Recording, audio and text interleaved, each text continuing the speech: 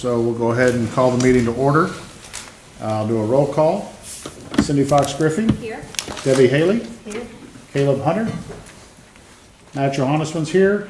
Jeanette Keckner. Here. Scott Kokmeyer. Here. Dan Kuntz. Here. Rick Masterson. Here.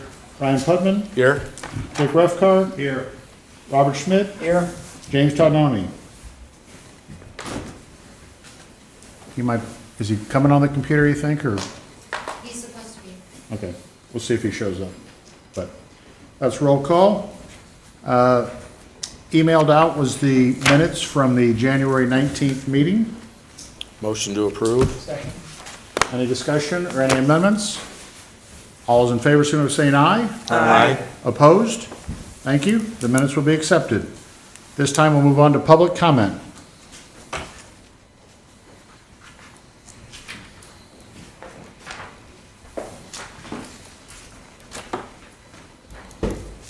Hello, Tony Bethman. Tony's on Main Street. Tony's on Main, pays a lot of money in county road board funds through the revenue tax that we have to pay. So real quick, talking about River Point, right down the street. The city of St. Charles came in front of the county road board back in early of 2020. And I only have one issue today. I'll be as brief as possible. Just a quick overview. Came before them in 2020. This was when gas was $1.50 and the Dow was at 17,000. And they put in a plan. They did not have a developer. The city was going to be the developer of this 120-acre development. It was a $66 million development. $25 million was going to come from the federal government through a build grant. $7 million from the county road board. And let me back up. This is not a transportation project. This is not a road project. This is an economic development enhancement project. There's three kinds of, we all know about them. This is economic development. I know the road board doesn't like talking about economic development. There's an arm of it. And this was going to be $7 million in economic development. And so the city was going to be the developer. And so the city was going to sell this land to people, and they were going to put the $66 million. Well, the city never got the $25 million build grant from the federal government. All the stimulus in the world the federal government doled out, they said no to that project. Federal government said, you're not getting a nickel out of us. So the city kept going. They said, well, we're just going to keep going, even though they turned in an application back in April of 2020. So the city keeps going. All these deals the city promised, none of them happened. Not one deal happened. They promised a hotel. They promised high-end retail. They promised high-end hospitality. All these things that they put on their application, none of them happened. They were 0 for 2020 and 0 for 2021. Not one deal they got done. So we fast forward November 2021, just last November, 4 or 5 months ago. All of a sudden, it's still on the website that they're going to have parcel-ready properties for sale. The city sells phase 1, 18-something acres, and phase 3, another 18, 19 acres, to Clayco.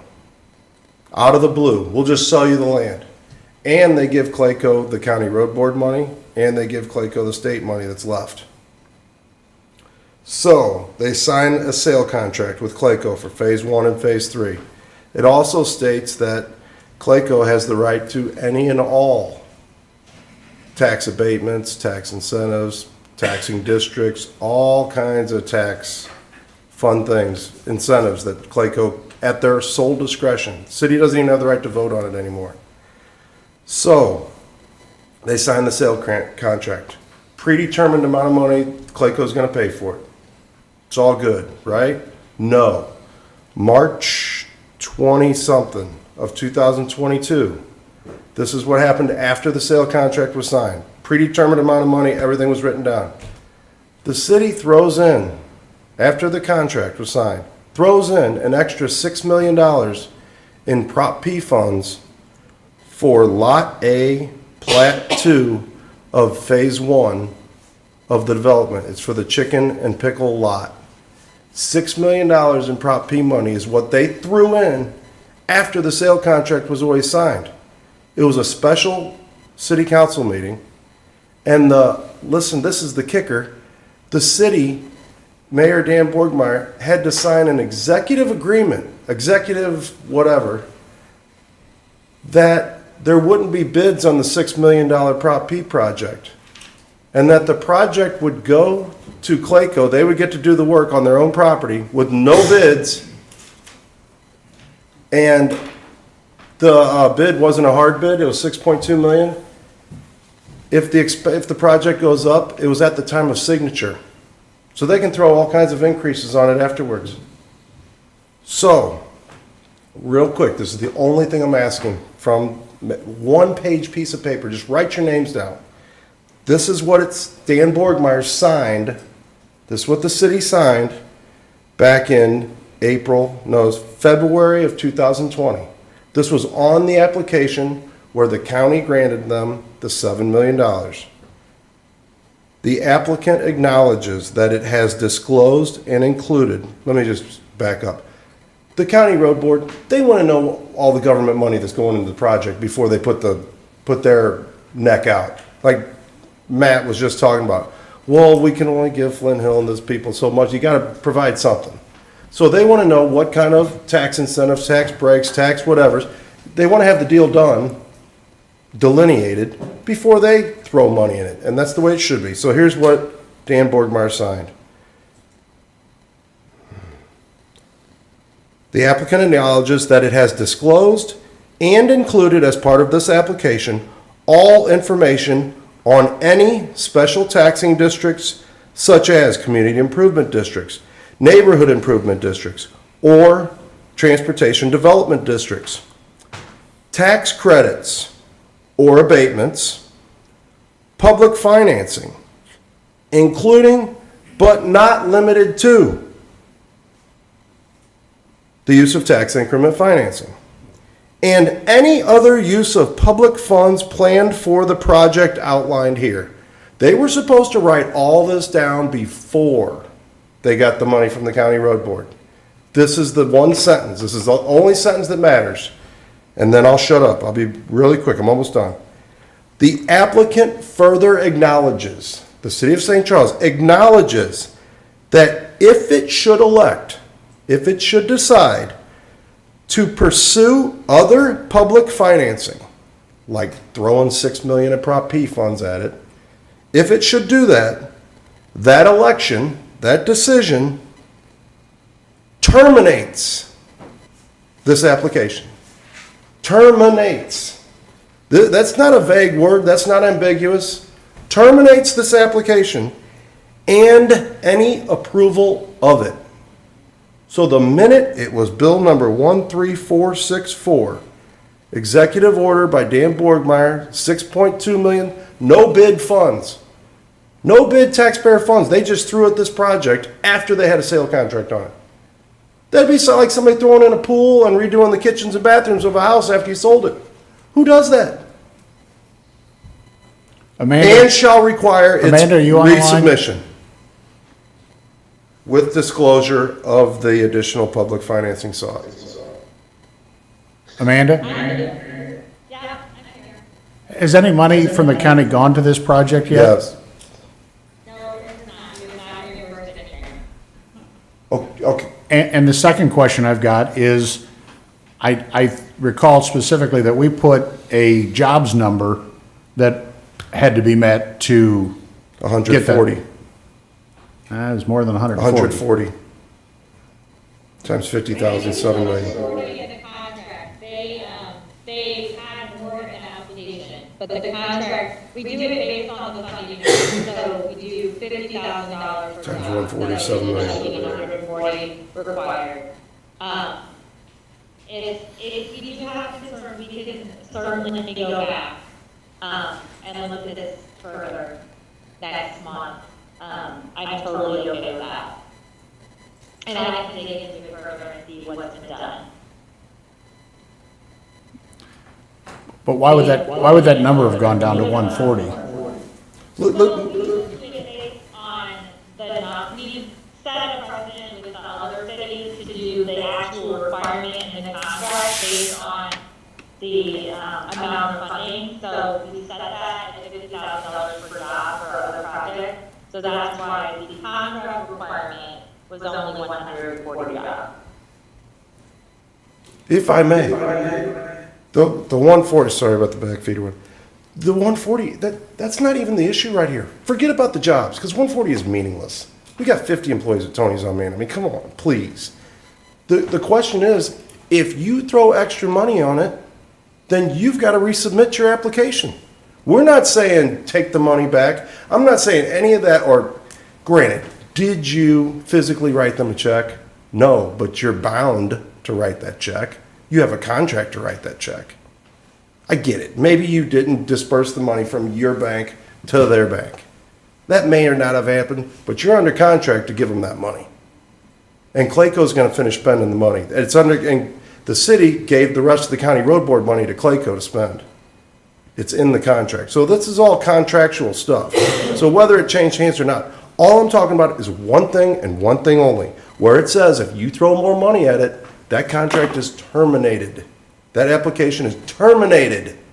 I mean, I'm not an attorney, and I don't know who is an attorney in this room. Amanda says she'll look at it and she'll report back to us, but I will have questions about the job number only because, like I said, they were promising a rather large number. They were talking billions of dollars and all, but none of what they said happened. They were for 2020. But if it was an economic development project, if you promise those jobs and we roll over and give you the money for those number of jobs. You can have a you clawback can't- provision. You can't change the jobs number later on me and say we're only gonna do 140. I know, and there's a clawback provision for that. I'm not trying to get anything clawed back. No, I just no. want to know where the money is going, what money, how much is Clayco getting? And they will not have a meeting about this. They refuse. There is no meetings. They did this under special meeting of city council when they gave them $6 million no bid Prop P. Prop P was supposed to be for stormwater. That was voted in, it started in 2017, January. We've been paying Prop P taxes for 5 years. That money wasn't supposed to go to economic development at all. And that randomly, they just had $6 million left over out of a $42 million project. They've been saving $6 million. They knew what they were going to do all along.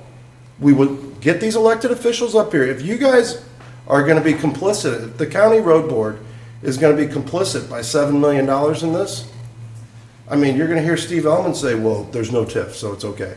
Well, what's the difference between Prop P and a TIF? Prop P is straight up money that's already been paid taxes on. And we used 2018, 2019 money. It's worth a hell of a lot more than the money today. And now they're just taking that money and it's gone. We can't use it on grandma's backyard to fix the creek. Thank you for your time. I know nothing's going to get done, but thank you for your time. I appreciate it. Terminates this application. Thank you. Thank you.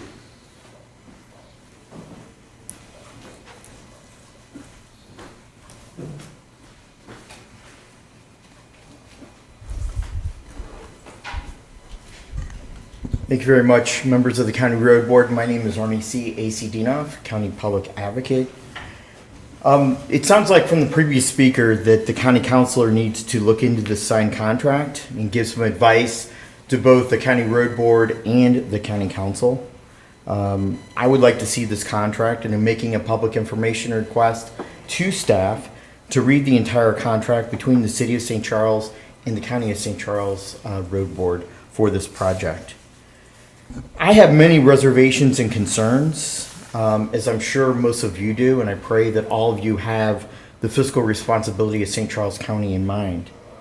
First of all, I'd like to thank the voters of St. Charles County for the overwhelmingly support for the transportation sales tax. It'll bring in $29 to $30 million annually, and it'll do a lot of great good deeds for our county, a lot of road improvements, and it'll drive our economy. But I have reservations and concerns. Number one, or A, is inflation is at over 8% and is growing at an alarming pace each and every month. If you all recall, the Francis Howell School Board or building Francis Howell North High School replacement started out at $62 million, and now the project is well over $100 million and is doubled in cost to the taxpayers of the Francis Howell School District because of materials and supplies. That's concrete, metal, wood, other supplies. Labor increase costs is growing at an alarming pace. Inflated and skyrocketing supply and material costs. Huge delivery costs that is borne by anybody building a construction project. I know many neighbors in my neighborhood want to build an extra room or an extra garage, and they're putting it off for a year or two because you don't need that to live and survive. Gasoline and diesel is now teetering. I know diesel is over $4 a gallon, and gasoline is about $3.85 here in Missouri, unless you get it at Costco for about 20 cents less. The cost overruns, the cost amendments, and supplemental costs by contractors, and of course, those change orders when they say that the lowest and best bid, but they come in with a number of change orders, which makes them the worst and the highest bidder at the end of the day. So there should be no green flags or green lights in this case, and no free passes to the road board or county government just to use the money haphazardly because it's not yours. And I expect you not to wastefully use it in projects that just aren't needed and aren't a critical or crucial type project. Now the people sitting behind me, the municipalities, are going to give you all kinds of pitches that they need this project done right now and they need it yesterday. But they need to be sympathetic to what type of economy and what type of money that we're looking at in terms of supply costs, labor costs, and the increased costs. Almost any project we're looking at is going to be 30 to 50%. I know the Francis House School District, we passed a bond issue, a no tax increase. $15 million was to go to pay for a indoor swimming pool, and now that cost has gone to $35 to $50 million because of the cost of concrete and labor and steel. So I asked that we limit needed projects and only do the ones that are necessity. We need to put off wants and desires. We need to cut costs where we can cut them. Concrete is up now 30 to 40%. I'm online with the meetings of the St. Louis or the O'Fallon Consortium of Municipalities. It's a concrete consortium to try to get the bad concrete out. And after talking to some of those experts, we're looking at more inflation in concrete alone. So by moving forward, I'm asking that the road board say to our 411,000 county residents that you do care and you do understand, just like our households. I don't want this county board to be like other governmental jurisdictions in the region that say we don't care what happens to your money. That'll be a sad day and it'll break my heart. The County Department of Transportation, the County Engineer's Office, the County Department of Highways, and all municipalities, including county government, is going to have to learn to live within your own means, just like we do as St. Charles County residents. You only have a certain amount of income, and when you expend that income, where are you going to get the added money? There's not a tree outside the executive office building that you can go out and pick $100 bills. And so I'm asking that these monies not foolishly go for foolish projects and expenses in today's climate and today's financial uncertainty. We want to avoid any fiscal responsibility like the Francis House School Board or like the Fort Zumwalt School Board is in that predicament right now. Don't sign contracts that are going to double or more than double in terms of the cost because they were the lowest and best bid.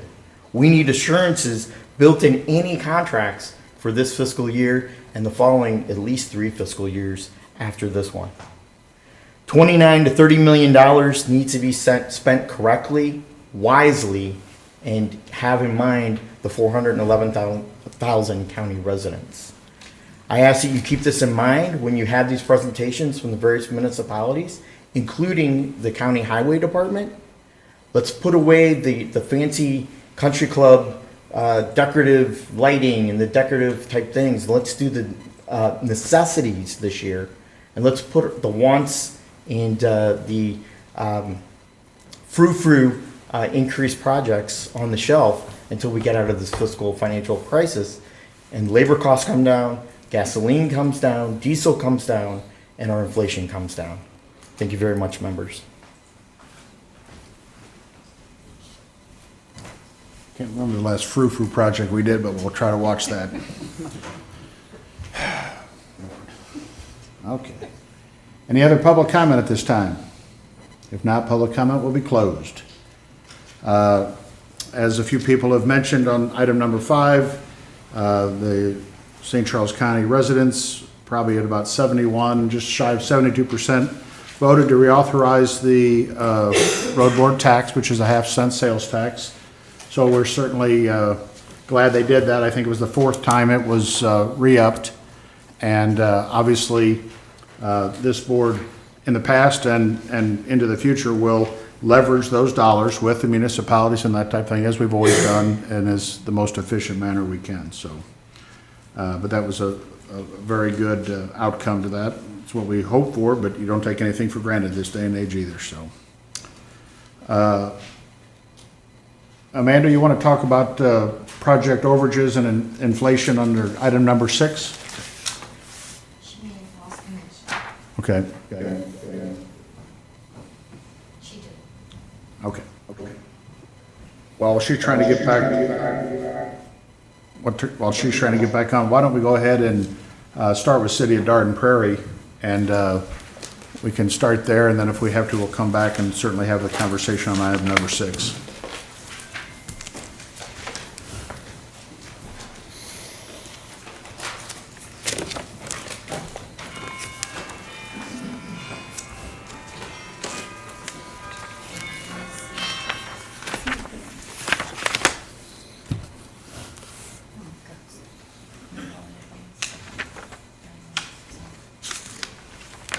You will need to kind of step up to the microphone. Sure. Thank you. Good afternoon, early evening. My name's Tom Weiss. I'm a St. Charles County resident and also the city engineer for the city of Darden Prairie. And we're going to run through 3 projects with you tonight, which are all very essential. 2 of them are preservation, existing road that needs to be milled and overlaid, and 1 is in dire need of safety and improvements and pedestrian. So I will simply begin with our first project, which is going to be Hanley Road, and the limits are shown there in number 1, essentially from Town Square up to Feisey Road, and in the next slide shows that specific location. It's a collector right in front of City Hall. Here are some of the amenities that are along: school, early childhood center, ICD, church, City Hall, City Park. So although the traffic counts are of a collector road in status, it's a very vital piece of our community, essentially our downtown. Here's our condition.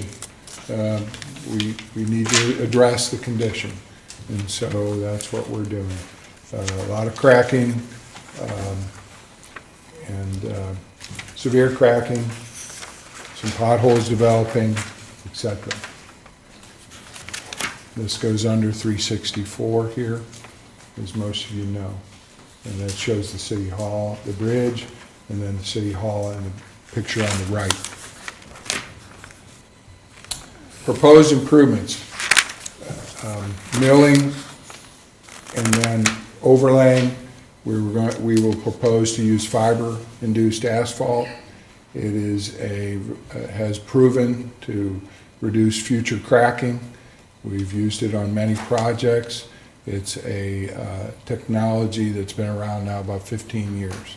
It's a Kevlar type fiber induced in the asphalt, and it helps reduce surface cracking and longevity. Of course, after the pavement is improved and milled and overlaid, new striping, cross striping, we'll also be doing some spot slab and sidewalk slab and curb improvements. Typical section, this is existing.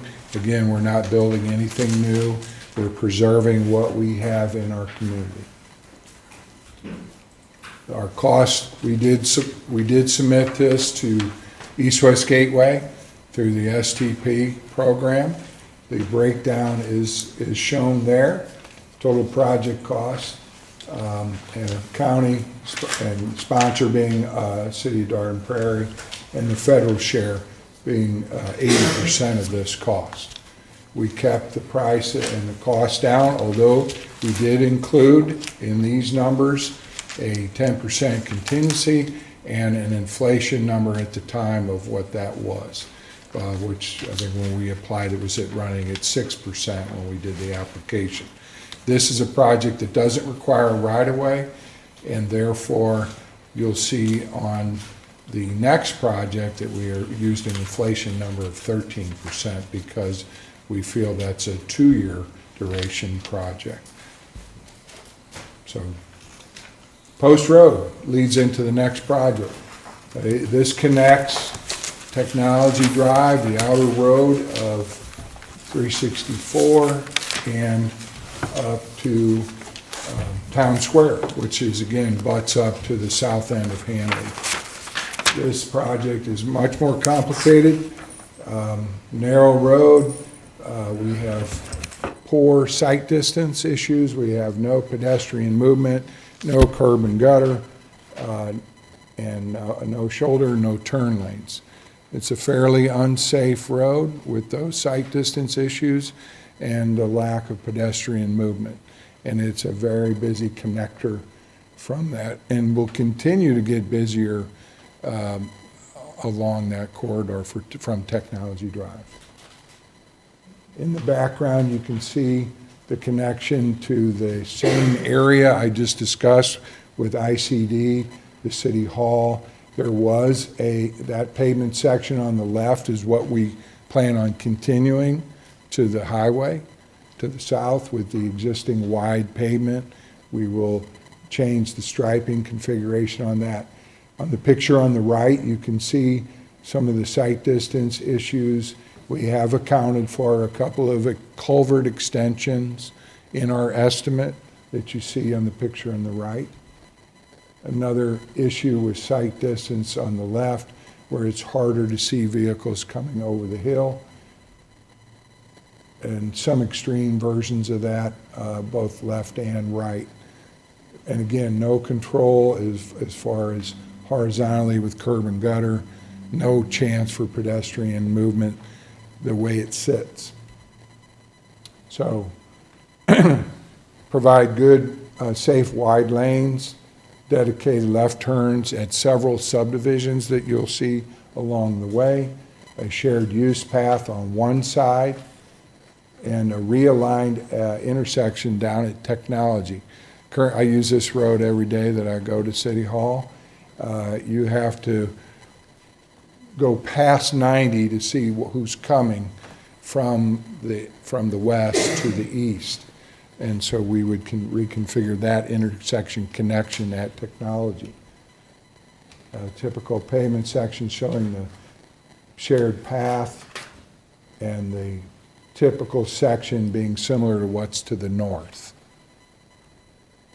We have some layouts here that show the top strip is showing the existing pavement section.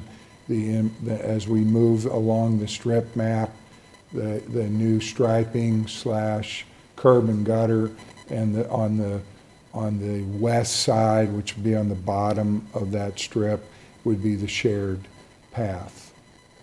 As he continues, the turning movements needed. Here's where we get into some of those subdivisions that will require turning movements that are much better than they are now, which they don't exist. And as we get up to Technology Drive, you'll see how we need to widen that and increase the turning movements and try to come into the Technology Drive at more of a 90-degree angle versus 120 as it exists now. It's very difficult to see looking that way if you're trying to make a left to head towards Bryan Road. So this is a major cut through for a lot of folks, including many residents that live in Darden Prairie. The numbers are significant. We did request the maximum that you can request typically we had a meeting and consult with East West Gateway. We asked them what they thought the tipping point was for the federal share ask, and that number is reflected there in the 2.2 number. So we were mindful of the county road board funds by asking what we thought we could still get the project through East-West Gateway, but yet allowing for the maximum amount and still have a chance to get the grant. If you ask for more than that $2 million number, typically you're asked to break up a project, or you typically won't get accepted by East-West Gateway. The sweet spot is no greater than that 2.2 million. I've been doing those East-West Gateway grants for as long as they've existed, and that's usually about the highest sweet spot. So then from that point, we backed off and asked for, on behalf of the road board, the share, but we were very mindful of not coming back to you and trying to ask for more than what we think our share is on this project. We maximize our STP ask. And this inflation on this is also higher. We have 13% in this number and then 10% contingency. Now, So your number already includes that inflation, sir. correct? Yes, Okay, sir. Thank you. Town Square, a much simpler project, but yet it's this is a minor arterial in the same area. Again, Darden Prairie is not that big of an area, but this area needs improvement as well. And again, it's improving an existing and preserving an existing asset. Similar cracking as you have seen on Hanley Road. So we're trying to prevent this road from getting worse than it is now by doing the mill and overlay system. There's some cracking. There are some areas that aren't as cracked as this, but this leads up to a major economic development driver for the region, the Target and the Schnucks that's in that shopping center. Again, vital to the development and continued. Again, mill overlay, preserve, fix some sidewalks, curbs, make sure our ADA ramps are compliant. Typical section, obviously this is a wider section. And here's our breakdown.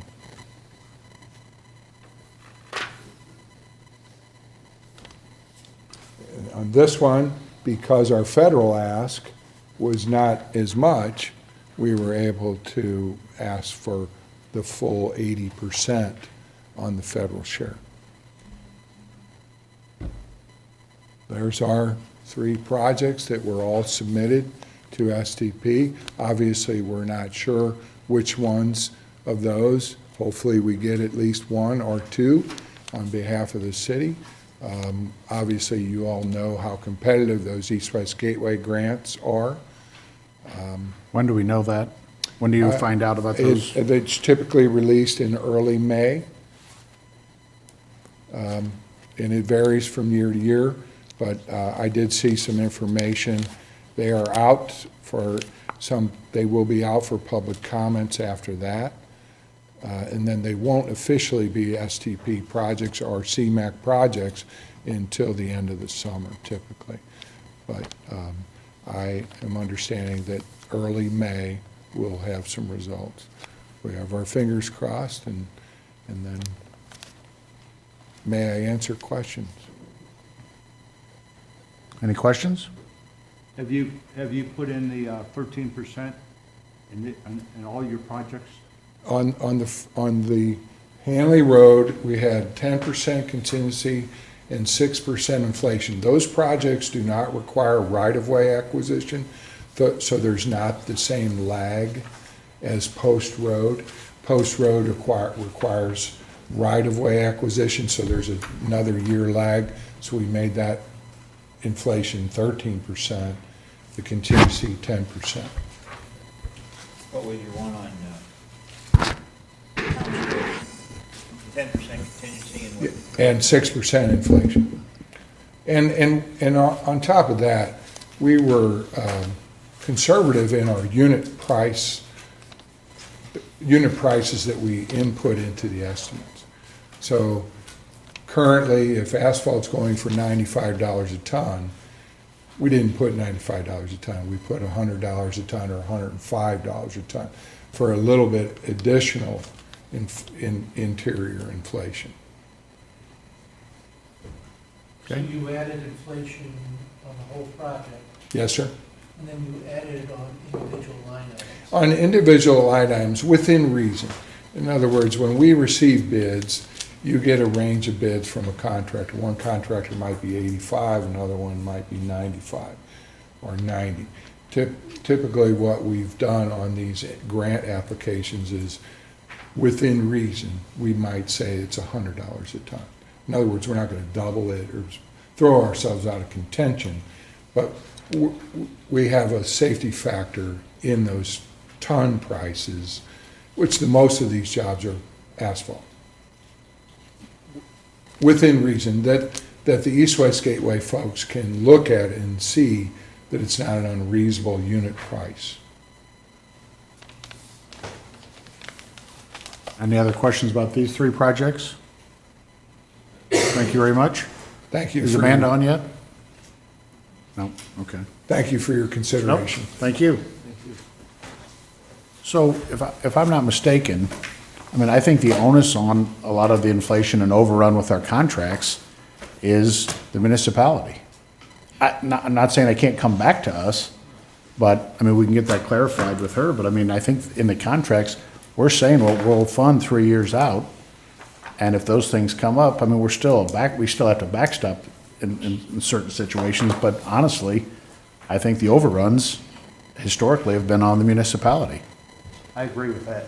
Well, no, I'm just telling you, that's the way it has been. I mean, there isn't once you set, once you put in your contingencies and your inflation, you've kind of set a number that we approve, and it moves forward. And we've had people come back because there have been different circumstances, and we weigh those. We haven't entertained all of them. We haven't set precedent that if you have overruns, we'll just come back and get that. But I think as we move forward, and as Amanda can weigh in on it, I mean, that's ultimately their risk is, we're funding X amount. If it costs twice as much, that's what they're gonna have to deal with.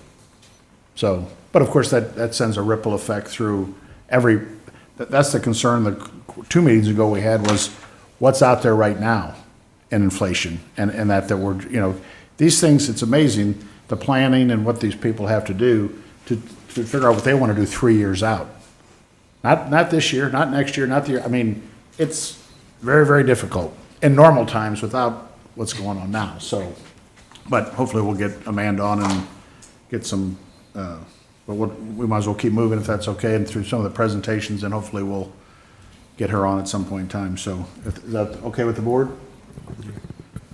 If that's the case, we'll move on to the city of Flint Hill, please. I thought we had a 20% contingency. I think that was the number. Hello, everyone. Steve Randall with Cochran Engineering on behalf of Flint Hill. We are looking to do some improvements along Highway P. Sorry. There we go.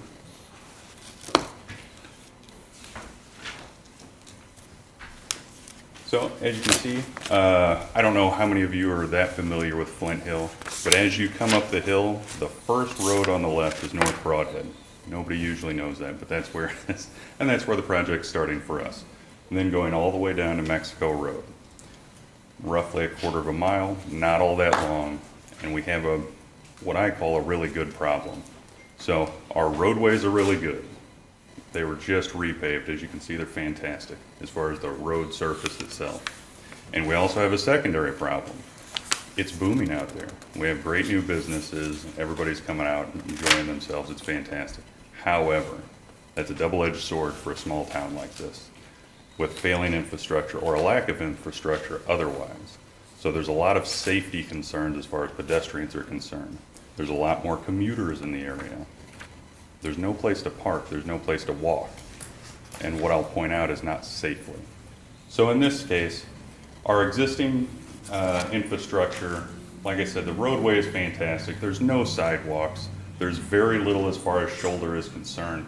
And what shoulder there is, a lot of people park there because, again, lack of parking, so they're gonna park wherever they can to get to these places. Secondarily, stormwater. So what we have are some culverts and some ditches. They erode constantly. There's a lot of riprap to take care of that, but it's a Band-Aid in the end. And it all comes off these parking lots. It all comes off these front lawns, goes right there on Highway P, travels down and then gets to these ditches, which is great for a small, small town, but this is Highway P. The traffic load is increasing every day out there. And so when you're trying to put more cars on here, more pedestrians on here, it's getting more dangerous. Our proposed improvements, like I said, is roughly a quarter-mile long. We're gonna leave the roadway itself, as far as the surface is concerned, alone. It's fantastic. Why change that? What we're looking to do is put sidewalks and storm improvement and parking improvements in. So that way commuters can get there, they can have a good time, the local folks can have a good time, and they have a place to park, a place to walk, a place to cross Highway P safely with multiple access points. There's gonna be ADA ramps and even a trail running around. We've talked to a couple local guys with some property there, and they're willing to give up portions of their property to put that in because they're business owners and they want those people to come in. And so in that, again, I'll say the biggest things are the crosswalks for safety and parking. Secondarily, storm. This kind of covers the same thing. As you can see in the pictures though, these are renderings that the city has done through their architectural board, and this has been a few years ago, but this, it's kind of like Cottleville, downtown Cottleville, the new improvements. They want that similar feel. Now granted, that's not what we're here about. The looks and aesthetics, that's up to the city. That's not up to you guys to deal with. But as far as the sidewalks and the safety is concerned, we want to fit it in some kind of master planning sense, so we're not doing things multiple times. As far as a breakdown of the money, 50% from the county. We're pulling 37%, roughly speaking, from the federal EWG funds. We have applied. We've also talked to MoDOT about right-of-way. We're not requesting any right-of-way and not looking to get any right-of-way from anyone. There's 60 foot right now. Everything should fit in it. What they did tell us is that even though it's MoDOT, we can go up to the stripes. Anything outside that, we can get an agreement with them. We can do what we want. That'll be city maintained. It'll be city dealt with, but MoDOT will still come through with plow trucks, still maintain the roadway itself. They just won't deal with the storm, the parking, things like that, because it's not really their thing.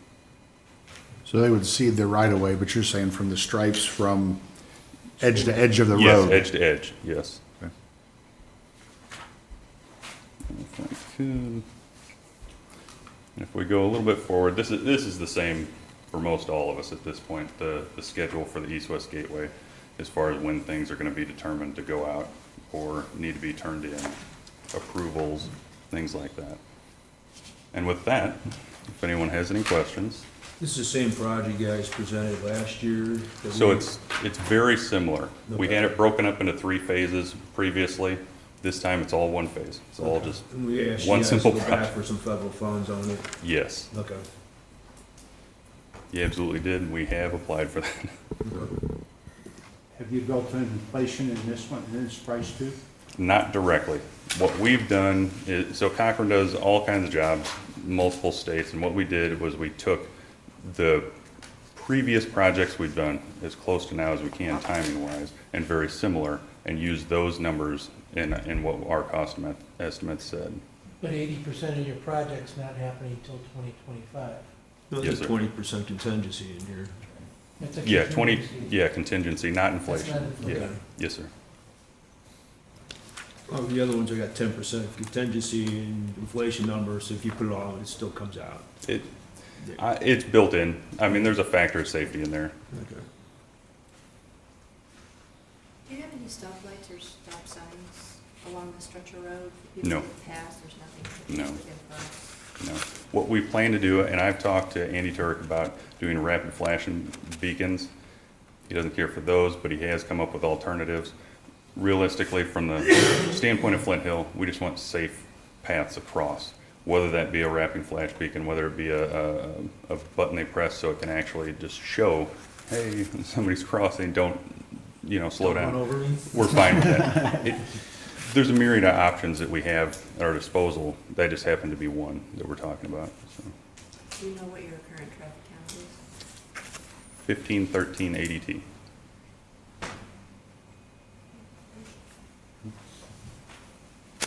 Any other questions? Thank you very much. Thank you. City of New Melly?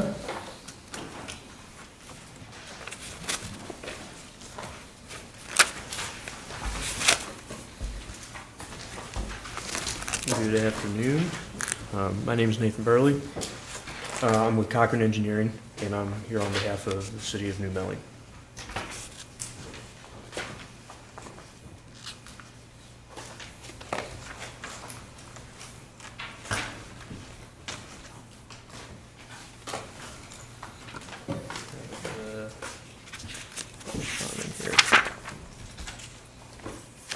See if I can figure this out.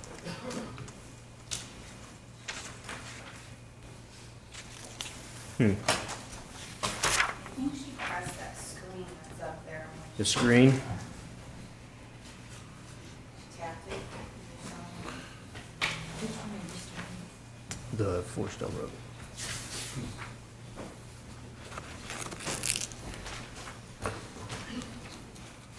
Looks Now like you've done it. it froze up.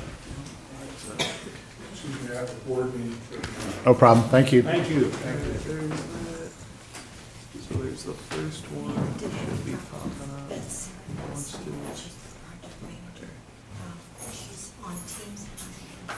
Alright, and then we'll just keep the second one up if we can. To address the inflation issue or to? That'll work, I guess. This is the second one, isn't it? No, this is the one I want to start with. Alright, you're all good. Let's actually, I'll just put it in, easy. Perfect. So it should be all with this now? Oh, Yeah. So I'll go ahead and Okay, perfect. Sorry about the delay. no problem. So like I said, I'm Nathan Burley on behalf of City of New Melly here. So we have two projects we're presenting today. Both are related to one another. The main focus of both is for safety and doing community connection, all inclusive of the entire community to get from one end to the other. Our first project here would be Forestell Road. So the vicinity of the project right now is going to be from Highway Z, going roughly just over a mile to the Veterans Memorial, or I'm sorry, Veterans VFW Hall there for these improvements. As of right now, it is in pretty bad condition. The patient rating is fairly low. We do have problems with cracking, potholes, things of that nature. Drainage is a major concern. For the majority of the stretch of road, there is no shoulder. However, there is just a small stretch because we do have a bridge crossing there, so they did have a shoulder there, but then it goes away real quick. So all in all, there is no shoulder along this road at all. And with that being said, there is no sidewalks, no path for pedestrians whatsoever. They have to use the road themselves itself to get to where they need to go. Mainly the main drive down here, down this road, is the new park. It's called the Parks of New Melly.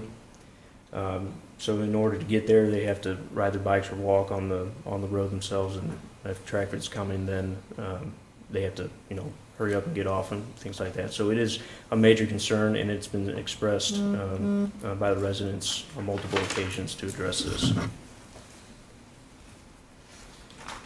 So the proposed improvements that we are doing, our main focus is to do roadway segregation between traffic itself, the pedestrians, things of those natures. So we're going to widen the road to make it consistent, lane width, so then the vehicles have their own place to drive. Then the bicyclists will have their space on the east side of the road too with bike lanes. And then pedestrians walking will have a trail on the side, a 10-foot wide trail that would lead from Highway Z down to the park itself. So just beginning at the VFW hall here, we'll just be redoing the existing pavement there, the asphalt pavement. We'll be milling it and then putting in new. And then just continuing more towards the east here, we're going towards Highway Z. In this section, we'll be having to widen the road a little bit because it does narrow. So we'll be adding some shoulders on the side there and curb and gutter as well to address drainage. And then you'll start seeing the path here be on the south side of this picture here. It's kind of cyan, a little hard to read there, but that will be the new 10-foot wide ADA compliant trail that will connect to the park. Right of way will be needed, however, these residents have no problem giving that up to see this happen so they can feel connected throughout their community. And as we go up, we will start hitting driveways. Those are in the dark blue, as you can see here. A lot of them at one point had like culverts for storm, however, they're very dilapidated. A lot of them are just gone completely, so we will be going in and addressing those as well, putting in a new storm to address the storm issue on the ditches there. And then finally, we made it all the way up to Highway Z. Same sort of improvements, widen the road, new concrete approaches, the trail. So like I said, we have two projects, the second one being sidewalks. That's what that black hatch is all the way to the right here. That's just showing you pictorially where we're going to pick up for the next project to make it all inclusive for connecting the community.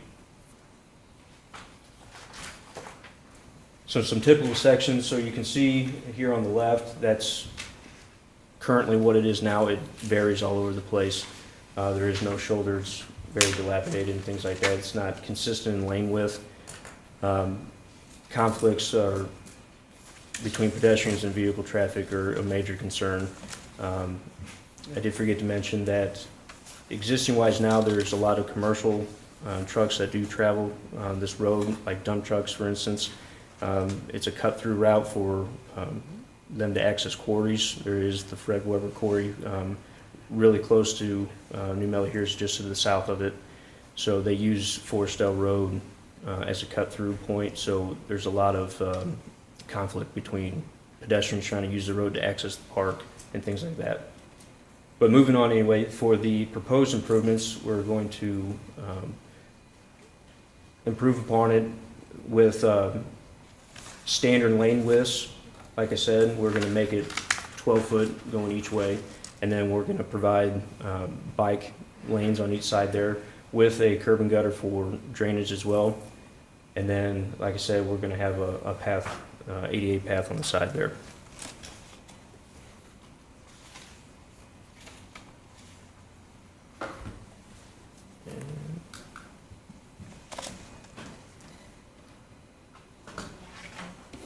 I think it locked up again. There trouble with connection. Okay.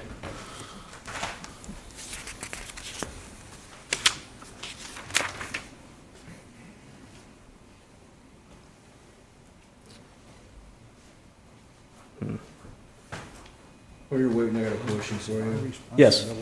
Last year they had a town hall up in New Valley, and the Parks Department said that they're looking at putting camping down the bottom of the hill there. That's still, do you know if that's still gonna go through? Camping at the bottom of Forestell? At the bottom of the hill across from the park.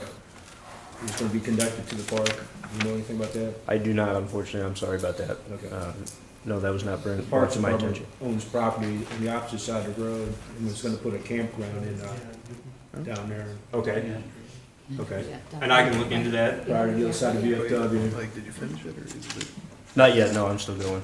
I just, it wouldn't go to the next slide. Yeah, just try just clicking to the right side. And Okay. who knows? Sorry about that. Moving forward here, so some measurements, and I've already hit on here, but just again to reiterate, we just want mainly safety, and then connecting the entire community, making it all inclusive for access for all residents to go anywhere they need. There is no public transportation, so a lot of the residents, they have to use alternative means to get places, you know, walking, bicycles, things of that nature. So this will help improve upon that. And then, of course, you know, storm is always an issue with roads. Trying to improve upon that so things will last longer. As you can see here, now this is not, this is a different project for the proposed improvements, what we're looking for. This is a recent one we did. It was actually in Wilton Spring. So it's the same kind of concept. We're making a standard lane width with some bicycle lanes on each side, and then a 10-foot wide ADA path on the side there. So we're hoping to accomplish something like that.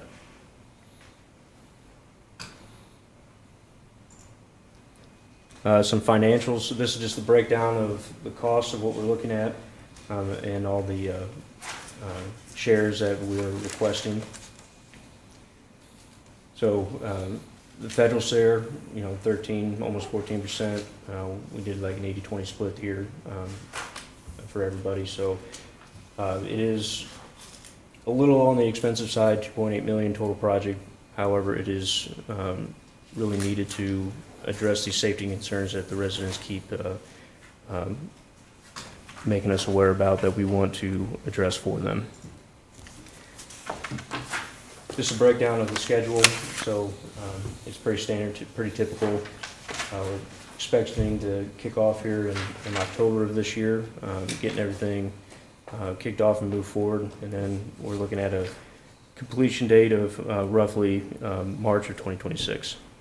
How did you come up with that federal number? Or just where, I mean, as far as the dollar amount that you kind of chose to ask for, and then what type of federal funding is that qualifying under? So, kind of go back to the slide here for you. You're talking about this number here? 398. So using, we went through East West Gateway and using their spreadsheet or cost estimate, if you will, and breaking up the numbers that way of the total shares for this particular application with the 80-20 split. Thank you. Mm-hmm. So with that would be my first project. Before moving on, does anybody have any questions with that one? What percentage of the project was for roads versus the sidewalk? Because it looked like you were going to be separated by Darden Creek in one of those slides. Is that going to be the case? Tell me when, this one? No, moving forward, right there. So it's that pink line, correct? The pink line. The pink line on the bottom. That's your... The start of the project is what you're talking about? Mm-hmm. So that's our limits, that's the county line of this road what the city maintains. Okay, that's so why we it started actually there. would be connected to the road? Yes. Okay, not a separate use trail? No, I think he's talking about the trail. You're talking about the trail, right? Correct. Oh, I'm sorry, so you mean this slide? Yes. So the trail is connecting to the park itself, that already has a trail there. Okay. We're just making it all inclusive. So they have, So they do, the trail's the old cart path. yes. So the trail ends where the golf course used to end. Mhm. So you're just continuing that trail all the way up to Highway Z? Yes, Okay. yes. I apologize, I misunderstood your question. Okay. But it's not following exactly along the road though, right? The new path will, it'll be on the side of it. Okay, it will follow the road? Yes, on Okay. the side. It would be consistent on the side from the park here all the way up to Highway Z. Okay. And then once it gets into the park, it, you know, meanders through to It's get. the old cart path. Mm-hmm, exactly. Is there any other questions? Okay. So,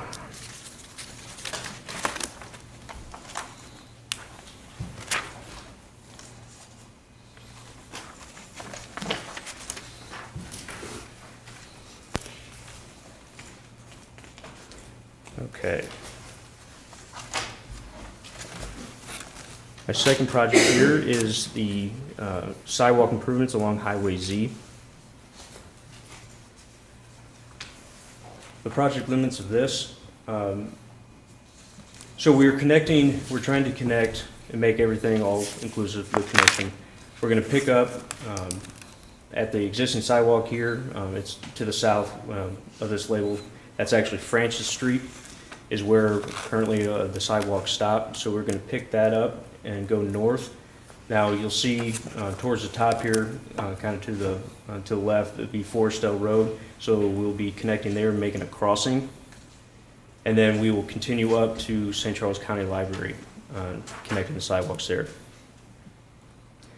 And this will be approximately a little over half a mile. Existing wise, it's pretty dilapidated. There is deep eroded ditches along the side here.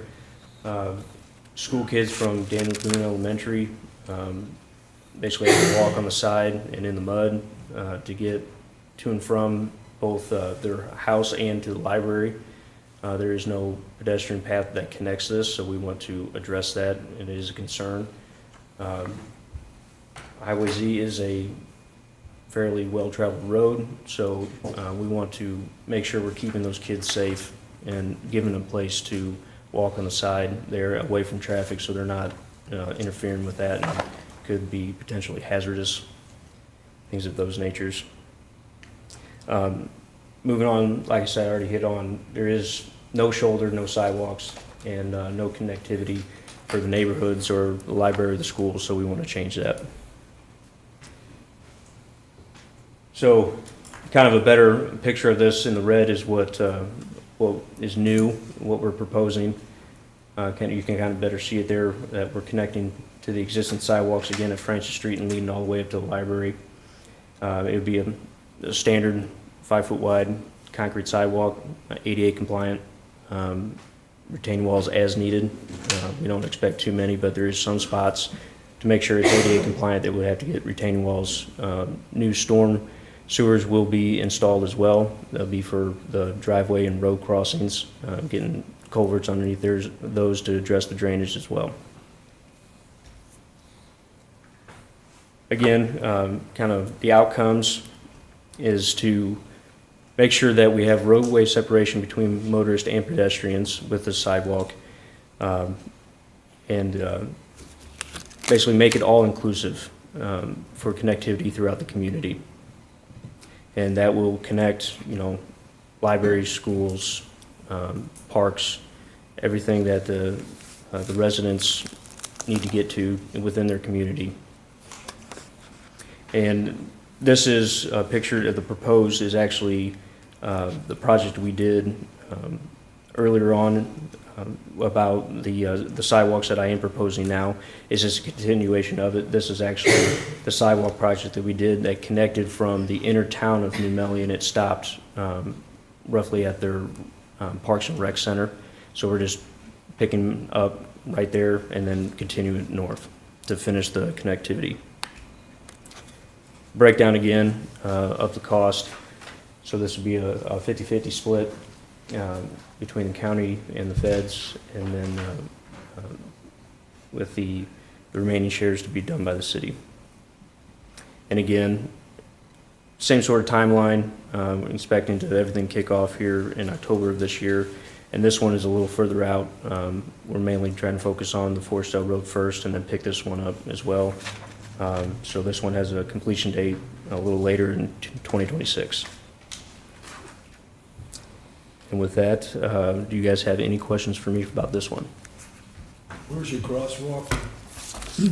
Crosswalk? Yeah, you got you're picking up on the east side of Z, going down, and you're gonna cross back over Z at Hopewell Road. Is that where crosswalk is? Yes, it's shown here. It's where it will cross Z right there, that red line. That will be the crosswalk, the new crosswalk, flashing beacons, things of those natures. And of course, Forestell Road as well, and then all the way to the north, that's a subdivision road for Fiddlesticks subdivision. Right. We'll also have a crosswalk there to get them to the library. Was a multi-use path considered as opposed to a 5-foot sidewalk? I'm not sure I understand your question. Path. Yes. Oh, like a 10-foot multi-use path considered, I guess, why'd you go with a 5-foot sidewalk on this? Did you consider a multi-use path? We did, yes. It's the room is really, you know, the issue in there. So Highway Z, the right way, it's pretty tight. And to get, you know, everything in there that needs to be ADA compliant and not have to burden so much people with right-of-way to stay within MoDOT's right-of-way on Z, we went with a smaller path. It does the same thing, and, you know, get them from point A to point B. Now, along Forestell Road, they wanted something a little bigger, is what the request was. So we made a 10-foot wide path for the Forestell one. I'm just thinking like bicyclists. Because Along Highway Z. yes, so the request, they didn't need or didn't want a 10-foot wide. I mean, they would just be real quick, you know, going down that and then heading off to the park. So the request wasn't really the concern of the width there along Z. Okay. Plus, it would be consistent with what is already there now to the south, what I said when we're connecting to it. Just being consistent in how we're connecting. So are all of the paths that you have proposed 5 foot, or some of them wide? On this project, it's all 5 foot, What but about down? the Forestell Road would be 10 foot. And the kids are, so the main purpose of this part is so kids can go to the library? And to the homes, because we have subdivisions along the east side here that some of the students live in, and they go to the elementary school that's actually southwest in this picture. So to get to and from school from home, and then also continue the connection to make it to the library as well. So what you're saying is in this section of town, the grade school kids are required to walk to school if their parents don't drive them, or there's no bus to take them? Mm-hmm. Is that true? So 1 mile. Is it a 1 mile rule? I forget. My kid Oh, this one's just over a little bit of half a mile. For kids walking to school, for the bus. Oh, yeah, it'd be roughly a mile approximately. I got one question. Sure. You picking up the east side of Highway Z and then crossing over to the west side? Mm-hmm. Is that just because you're picking up the existing sidewalk already? It's on the east side? Is that the reason? Yes. Because your crosswalk is down where people are still going pretty damn fast, coming up that hill toward Forestell Road. I mean, I don't slow down until I get the mariachis myself, you know, which is on the other side of, you know, okay? I gotcha. I live there, I know. So I'm just saying, you're coming up over the hill, past the library, people are still moving pretty quick until they get basically to Nicole Park or whatever, before they start slowing down. Now, So I putting mean, the crosswalk where people are going way too fast for a crosswalk, that was my question. so you're asking if I'm going to address the speed on the Well, roads? no, as I'm well? just saying, the reason why you're going on the east side of Z is just because you're picking up the existing sidewalk instead of putting a whole new sidewalk on the west side of Z? Is that? Yeah, our first run on it, yes, is just to pick it up because it's already stopping on the east side, Okay. and then just continue it north. Now, I mean, we could make the crosswalk right there at Francis and then run up the west side of Z as well. Well, that's on the same side as your path going, or your sidewalk going down to the park. And also too, it has to, I mean, we had to pick a side, so we, picked the east side first because that's where the existing sidewalk is first. So we did that, and then also it made sense because there is a subdivision right across the street of the library. So that's where Right. we just made a crosswalk there and then continued it up. Now, it could be massaged a little bit. We could forget that and then go down the west side and then make a crosswalk further down if needed. It's preliminary design. We're working out bugs exactly where we I would was just feel is wondering. better. So, I know the county, we did the entrance on Forest Hill Road, right? Yes. Yeah, I got a lot of grief on that one. That was my deal. Like I said, I drive it all the time. Mhm. When it used to be, what, 180-degree turn there? It was pretty rough. We smoothed that intersection. Yeah, Right, and then made it we went almost to a turn lane 90. in on Z. Yeah, you can kind of see the remnants of it a little bit of how it arced down pretty hard. So yeah, it used to be a 120-degree Mhm. turn. Yes. So, yeah, it was straightened up a bit, which helped a lot. yeah. Okay. All right. Any other questions? Oh, thank you very much. Perfect. Thank you for your time. City of St. Peters?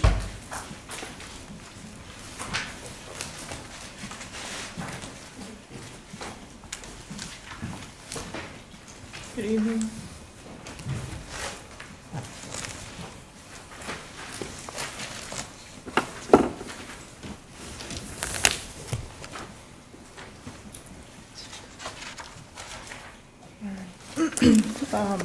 My name is Amanda Rich. I'm the Director of Transportation for the City of St. Peters. Presenting to you 3 projects that we've applied for funding, road board funding for this year. The first project is the Mexico Road at Darden Creek Bridge Rehabilitation and Widening. This location is along Mexico Road, just east of West Sunny Hills. This bridge was constructed in 1988. It's a pre-stressed concrete girder bridge, about 60 feet wide, 220 feet long, so it's a decent-sized bridge. If this bridge were to be closed, the detour would be about 5 miles, so it's kind of a significant bridge for us. The traffic volume on Mexico Road is about 24,000 vehicles per day, so very significant for us, as our major east-west route is Mexico Road, so big deal. The existing condition today, we've got some voids in our slopes, some bank erosion, damaged sidewalk. We've got some rusted fence mesh, substandard guardrail. The end terminals are turn downs and instead of your standard crash-worthy end terminals for the guardrail, so substandard. You could say unsafe for the speeds of that roadway. The approach slabs have settled. We've actually milled the one east approach slab and filled it with asphalt because it settled so much and was so damaged that we had to do something to keep the roadway open. The deck and the barrier's cracking. We've got a cracked wing wall. The wing joints are open. We need to get those sealed up to prevent water from seeping in. So those are just a few pictures of the existing condition today. The proposed scope of the project is to remove and replace the approach slabs, remove and replace the guardrail, repair the wing wall, repair the slopes, do an epoxy polymer deck overlay, and then up the barrier a little bit to seal up the cracks that are existing to make that driving surface last for years to come. And then the one item of contention here is to widen the bridge to provide a multi-use path connection on the north side of the bridge. And I'll talk a little bit more about that. So, performance measures of this project extend the useful life of the bridge, obviously. It's currently got a 58% sufficiency rating. When you're between 50 and 80, you qualify for funding for rehabilitation. Under 50, it's more of a remove and replace. We don't want to get to that point because, like I said, this is a vital link for our community. So, the widening of the bridge is important to provide that path connection. The Darden Greenway currently kind of ends at this point. The Great Rivers Greenway has identified that they would like to have the Darden Greenway extend from Lakeside 370 Park all the way down to the Katy Trail. And they're working on installing those little connections here and there.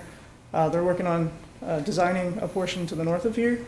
And this widening for the path would provide that link right here so that pedestrians and bicyclists wouldn't have to go up to Mexico Road, cross at the signal, which, introducing them to vehicle traffic could cause a safety issue, come back down, and then continue down along the path. They'd be able to go under the bridge, loop back up around, cross the bridge, be protected by a barrier, and then go back down and continue on to the north. So that's why it's really important to us.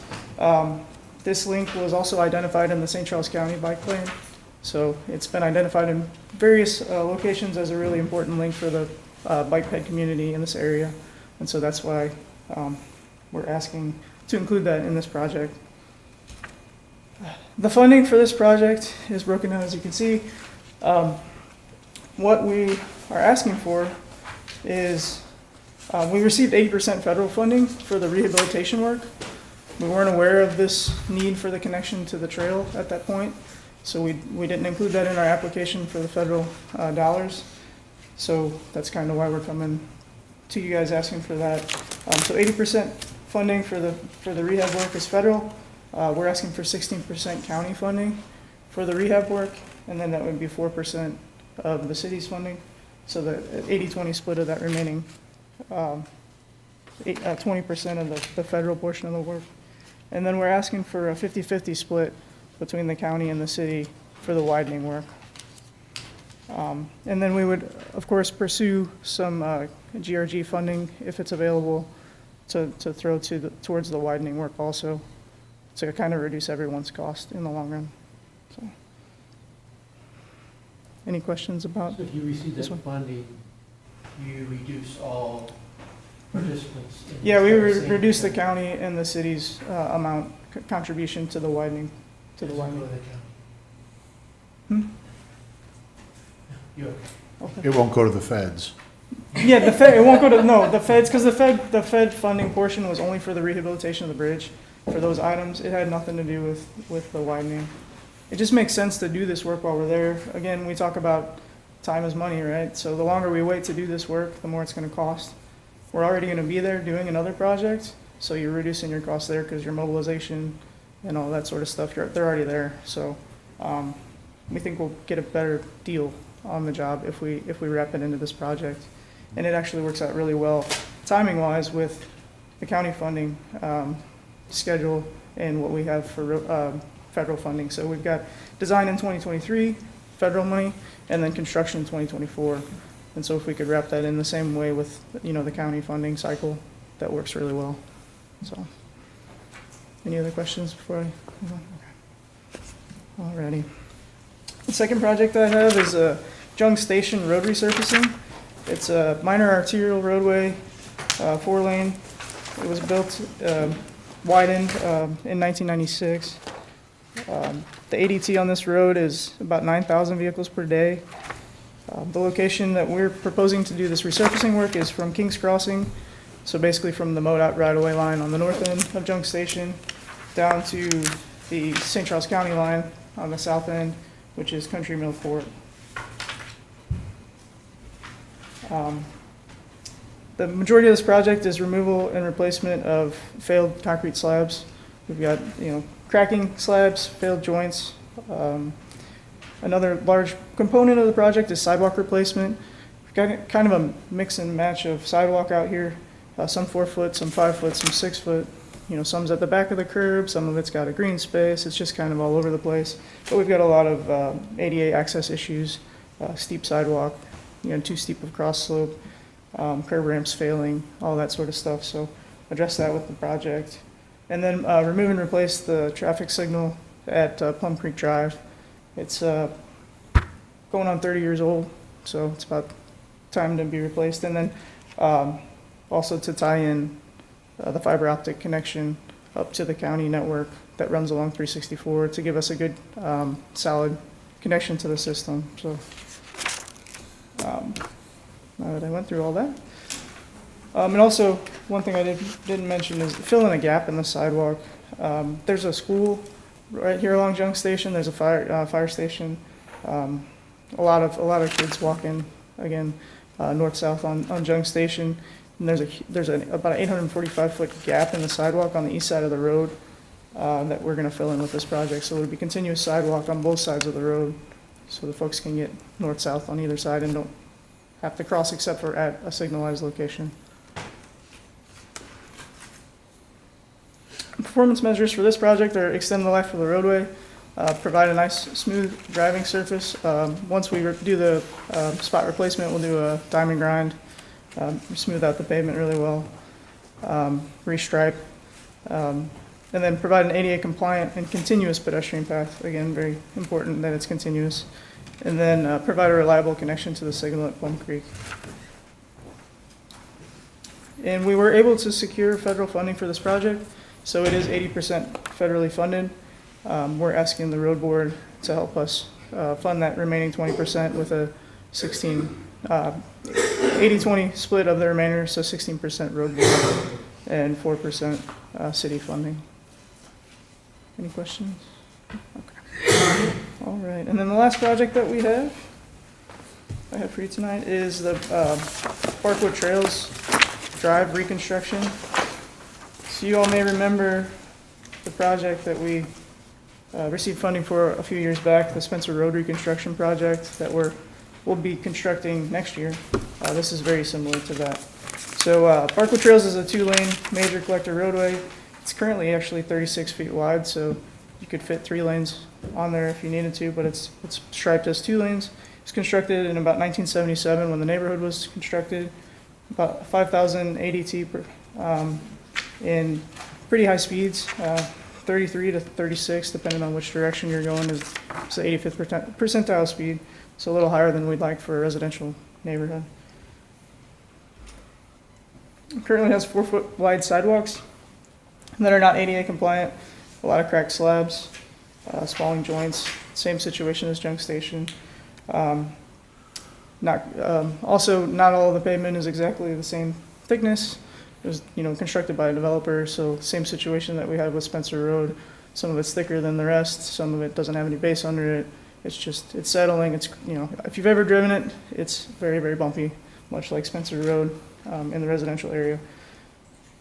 It also contains a handful of unwarranted stop signs, which we'd like to address with this project. So the scope of the project is to remove and replace the entire roadway, remove and replace all the sidewalk, and install traffic calming measures. So tighten up the roadway, maybe put in some safe pedestrian crossings, put in some parking bays, maybe some roundabouts, mini roundabouts, things to really slow the traffic down and, hopefully deter some traffic from taking that way if they don't have to, because it is a residential area, but the speeds are much higher than we would like to see for a residential area. So, okay.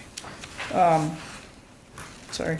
And the performance measures extend the life of the roadway, provide a smooth driving surface, ADA compliance, reduce vehicle speeds, and then increase roadway safety. We were able to secure federal funding for this project also, so it has 80% federal funding. We're asking the road board to help us fund the remainder of that, 16% road board and 4% city. And our priorities for this project, Mexico Road, the order that I presented, so Mexico Road at Darden Creek Bridge Rehabilitation is our number 1, Junk Station, and then the Parkwood Trails project.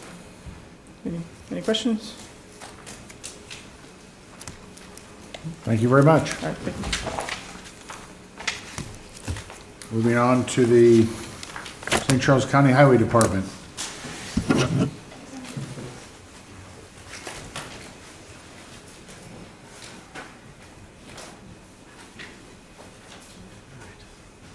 Good afternoon. Chris Bostic, Project Manager, St. Charles County Highway Department. I'm always so lucky to go last, so. This time, I only have, let's go back up, 6 projects for you. We got 2 that are kind of traditional road projects, 2 that are going to be a little larger scale, more of a study type, and another 2 that are relatively small, more rural projects. So I will jump right into it, and feel free to stop me anytime. We will start with Hopewell Road. So this is a project where we've applied for federal funding. It ties into a project that we're just wrapping up now at the intersection of Duello and Hopewell. that have realigned that intersection.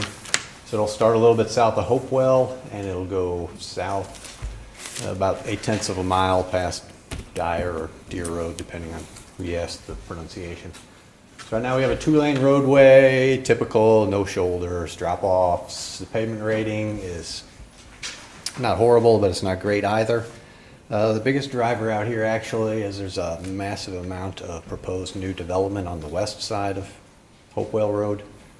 I forget the exact number, but I think it was talking in a range of 1,000 homes that would mostly abut Duello to the west on that long rectangular piece all the way down to Deer Road, and then another one west of that. So in this case, we're trying to get a little bit ahead of the development on the project.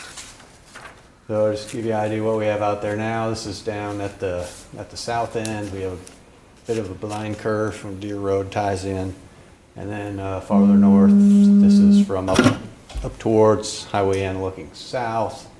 It's just saying a traditional 2-lane road, open ditches. And we do have a lot of power lines out there in one spot because there's a substation that Quiver River operates. So what we're talking about doing on this one is 12-foot lanes, more of a parkway appearance, so a raised median other than return lanes at intersections. A shoulder that would accommodate some bikes on the road. I know it's noted as 4-foot, we're actually looking at 6-foot shoulders. And then there'd be a sidewalk on one side and a shared use path on the other side of the road. So cost-wise, it's again about a $3 million project. We applied for federal funds. We applied for $900,000. So just to give you a little background on that, the reason we did that, the maximum number of points you can get for cost through East West Gateway is 20 points for cost. So obviously the less amount of money you ask for, the better off you are. If you ask for $800,000 or less, you get the full 20 points. So on this one, we're getting probably about 19 points. So we're just trying to maximize our ability to get funding of some sort on the project. All right.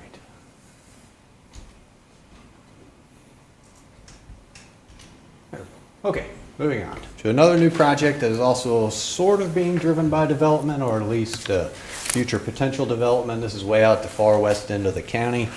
So this is studying the extension of Interstate Drive, which we recently completed. You know, Wentzville's new interchange on I-70 at David Hulkel Parkway. It's on the east side of the road. We funded with some developer contributions the extension of Interstate Drive to Shaper. So Shaper Road's where it ends now. That's the black dashed line. Everything new in red, a distance of the 1.75 miles, would be all new alignment, a lot of which would go through a possible subdivision and would end up over at Route T, just south of Forestville. That's the T and W intersection, or interchange on I-70, there on towards the top left of the photo.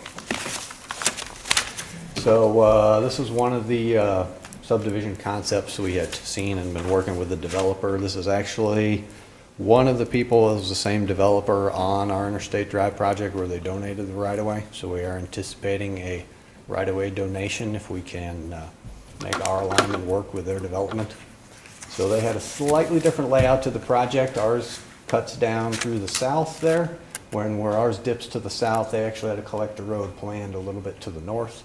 But at the far east end of the property, that didn't really line up with where we need that to be to connect to Shaper, which is going to be all the way down at the far right end of the page. So we've been working with them a little bit preliminarily on an alignment through their property that works for their development and works for our road.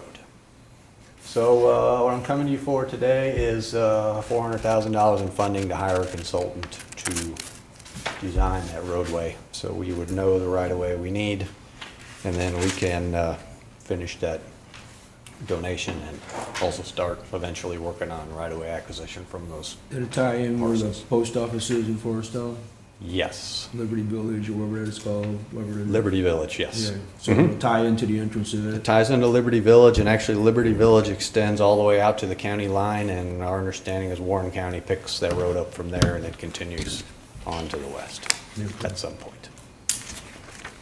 Okay. All right, next project, another study, but also with a right-of-way component. This is David Hulkel Parkway Phase 5. This is the far northern area of the Wentzville area, northern part of St. Charles County. We are on the right end up by the interchange on US 61 at Route P. And this would extend through kind of like half city of Wentzville, half unincorporated properties to North Point Prairie, where then the city of Wentzville picks up with a Phase 4 project. So this would be the final phase of the David Hulkel Parkway being on the north end up to US 61. Okay, so that's just an idea. I didn't draw the line on there, but I think you can follow by looking at some of those kind of bluish or purplish shaded areas. There's some corridors through there, which are relatively narrow between subdivisions. Those are some of the sections that the city has either already acquired through dedication, or they have been set aside by developers but not purchased yet. So it's a combination of both. Some they already own and some would need to be bought. And then the other parcels where there's no corridor shown through there are ones where we need to obviously complete the design and determine the width we need for the roadway and start acquiring those properties. So cost-wise, what we're looking at is about $600,000 to hire a consultant to do that design, and the best estimate we can on right-of-way for what we would need to purchase to complete the corridor, and then holding off on construction until future time to be determined. All right, and now I have one of our other kind of more traditional road projects. We have talked about this one before. So we applied for federal funding last year, it did not get approved, so we are trying again this year. This is Heiferman Road, continuation of the improvements. This is the south end from Route N north to where we left off at Golf Club Drive a few years ago. So the pavement is now obviously a year later in worse condition than it was before. Still the same road it was with no shoulders, drop-offs, narrow, etc. Had some curves with not some ideal sight distance. We have these ditches right at the edge of the roadway. So that's some of the things we'll improve. One of the things we did do to help with our application, and it seems to be the trend, is we're going to add a shared use path on one side of the road to start being more pedestrian friendly. Otherwise, it'll still be a 2-lane road with shoulders. There's not really any intersections through there other than maybe a route in that would require a turn lane. And cost-wise, it's money to hire a consultant, purchase some right-of-way, probably minimal utility relocation, and then we asked for less federal dollars this year, again, to bump up our score, with the hope that, and I do think this one will get funded by the feds this year. Does this fit in with the alignment of Highway N future? This section, great question, is, let me go back to the map. Right there at the curve. Right. That part, if I remember correctly, is not on the new Route N. I believe new Route N is down at Buckner at that point, so it's to the south there, yes. Oops, oh, wrong way. Okay, I got now two. You just need to make that turn radius to go west on, off of Heiferman on the Route N, because I'm tired of running into the damn ditch there all the time. There you go. We can do that. Yeah. All right, now I have two smaller projects for you that are in generally the same area. This is kind of east of New Melly, west of Bush Wildlife. So the more rural area of the county, this is Benny Road. So we've always wanted to do some projects in the more rural area to start addressing some of these terrible curves out there. There's a lot of 90-degree curves, reverse curves, etc. So in this particular case, not only did we find a pair of bad reverse curves, we also have another side street in Huffmeyer that comes in really close to the intersection there on Route D. So the crashes have been hit or miss, you know, obviously, especially in a rural area. A lot of crashes aren't necessarily reported if it's somebody just runs off the road. But like in 2020, we had 5 reported crashes, which were all run off the road at these reverse curve. Just a few, this is a picture from D as you look east on Benny. Huffmeyer's coming in from the left side there.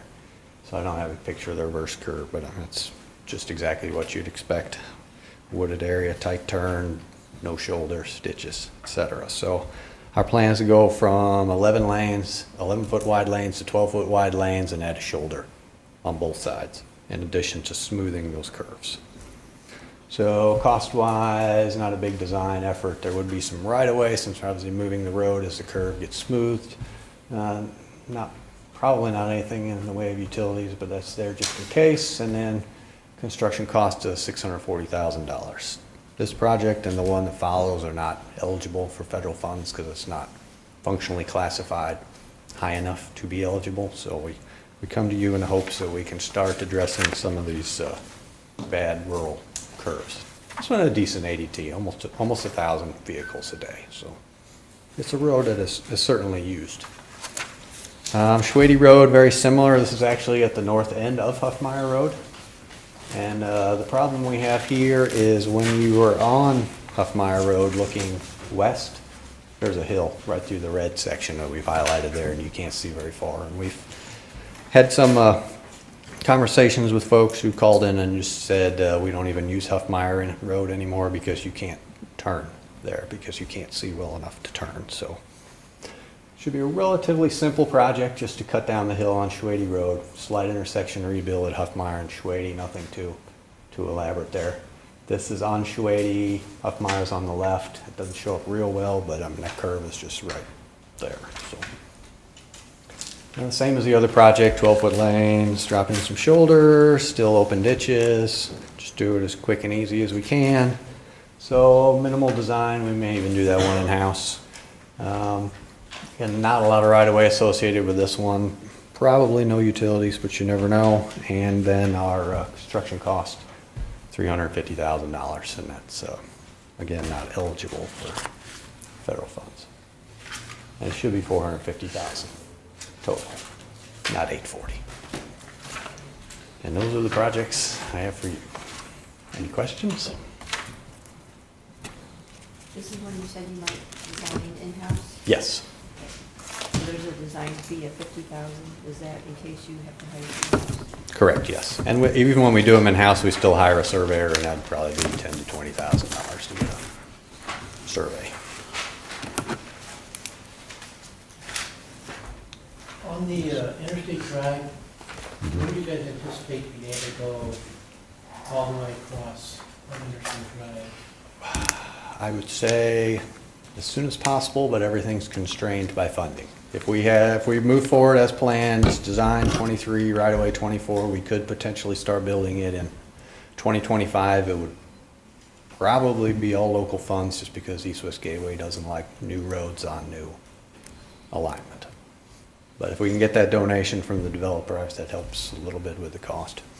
But yeah, it's going to be almost 2 miles of pavement, so probably $6 million. But from Highway Z all the way out? Oh, all the way from Z? Because we're doing it in some sections. Interstate Drive at Z. You got That one is that's- all, we're already working on the one project at Heiferman Road, which is really the last one that's left. And that's already currently under construction. They're grading right now. They've just been slowed down by the wet spring weather. So that'll be done this year.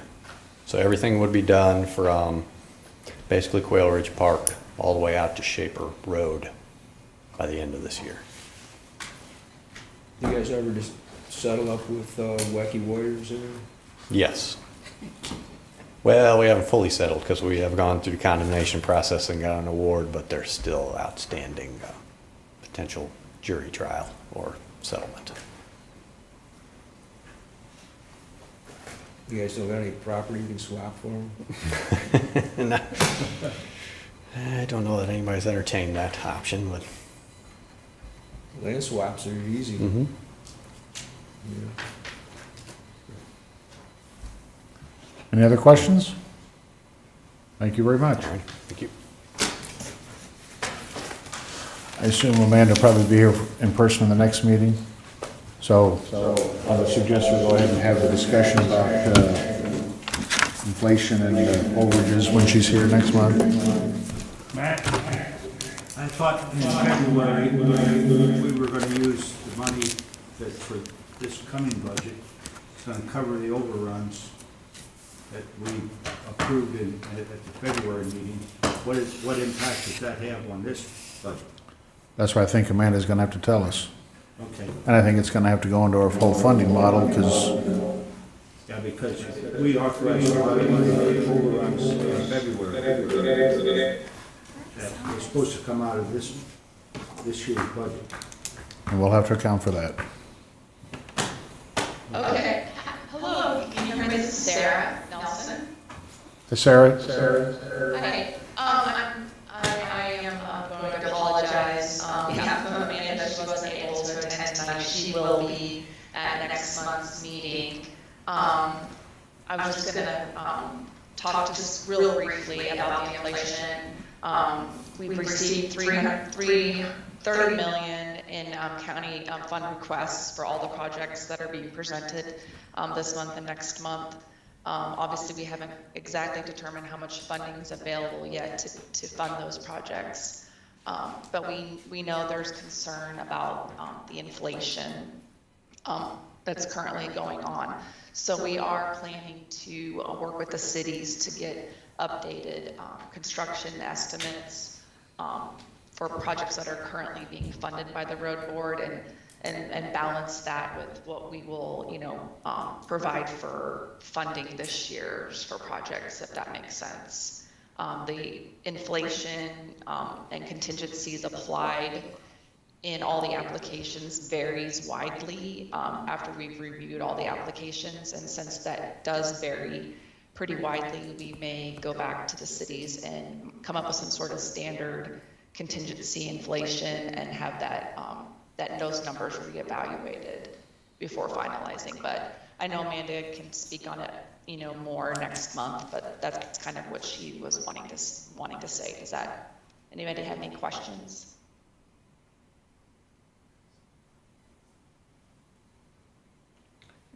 And I guess she'll know what we're looking for in the way of the St. Charles discussion also for next meeting. The River Point project? Yes, please. Yes. Yeah. We have not reimbursed any funding on that project yet. I know that for sure, but I know she will look into that more to see what has been done. Okay, thank you. Anything else for this evening? If not, our next regular meeting will be on Wednesday, May 18th, and we'll hear from the balance of our sponsors for their projects, and then move in after that to work sessions and that, and start the scoring with the overlay of all the inflation information and that type thing, so. Motion to adjourn? Second. Any discussion? All those in favor? Aye. Opposed? Thank you very much. All right. You sign minutes? Oh, she signed.